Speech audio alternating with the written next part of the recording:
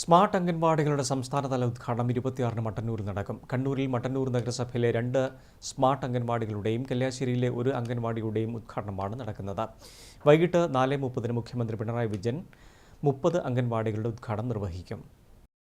കണ്ണൂർ ജില്ലയിൽ മട്ടന്നൂർ നഗരസഭയിലെ 2 സ്മാർട്ട് അങ്കണവാടിയുടെയും കല്യാശ്ശേരിയിൽ 1 അങ്കണവാടിയുടെയും ഉൾപ്പെടെ 30 അങ്കണവാടികളുടെ ഉദ്ഘാടനമാണ് നടക്കുന്നത്. സ്മാർട്ട് അങ്കണവാടികളുടെ സംസ്ഥാനതല ഉദ്ഘാടനം 26-ന് മട്ടന്നൂർ മാനവം ഗ്രൗണ്ടിൽ മുഖ്യമന്ത്രി പിണറായി വിജയൻ നിർവഹിക്കുമെന്ന് കെ ശൈലജ MLA പറഞ്ഞു. 4 മണിക്ക് 4:30-ന് കൃത്യമായിട്ട് മുഖ്യമന്ത്രി ഇവിടെ എത്തും. 4 മണിയാണ് നമ്മളെല്ലാവരോടും പറഞ്ഞിട്ടുള്ളത്.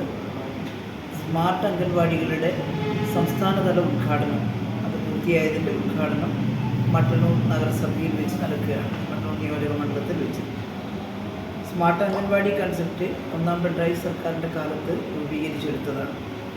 നിങ്ങളെല്ലാം മനസ്സിലാക്കിയതുപോലെ തന്നെ സ്കൂളുകൾ സ്മാർട്ടാക്കുക, അതുപോലെ ആശുപത്രികൾ വളരെ സാങ്കേതിക തികവുള്ളതാക്കുക, അതിനുവേണ്ടി 2 യജ്ഞങ്ങൾ തന്നെ കൊണ്ടുവന്നിരുന്നു. വിദ്യാഭ്യാസ സംരക്ഷണ യജ്ഞവും ആർദ്ര മിഷനും. അതിൻ്റെ ഭാഗമായി കേരളത്തിലുടനീളമുള്ള സ്കൂളുകൾ അതിൽ പകുതിയോളം നവീകരിച്ച് കഴിഞ്ഞു. ബാക്കിയുള്ള നവീകരണ പ്രക്രിയ തുടരുകയാണ്. നമ്മുടെ കേരളത്തിലാണ് അംഗൻവാടികൾ ഏറ്റവും ശക്തവും ഏറ്റവും മനോഹരമായിട്ട് നിൽക്കുന്നത്.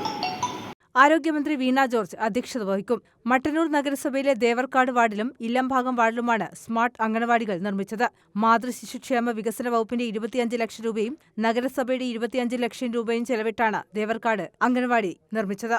45 ലക്ഷം രൂപ ചെലവിട്ടാണ് ഇല്ലംഭാഗത്തെ സ്മാർട്ട് അംഗനവാടിയുടെ പ്രവൃത്തി പൂർത്തീകരിച്ചത്. വാടക കെട്ടിടത്തിൽ പ്രവർത്തിച്ചിരുന്ന അംഗനവാടിക്ക് പുതിയ കെട്ടിടം നിർമ്മിക്കാൻ നഗരസഭയും ICDSഉം ഫണ്ട് അനുവദിക്കുകയായിരുന്നു.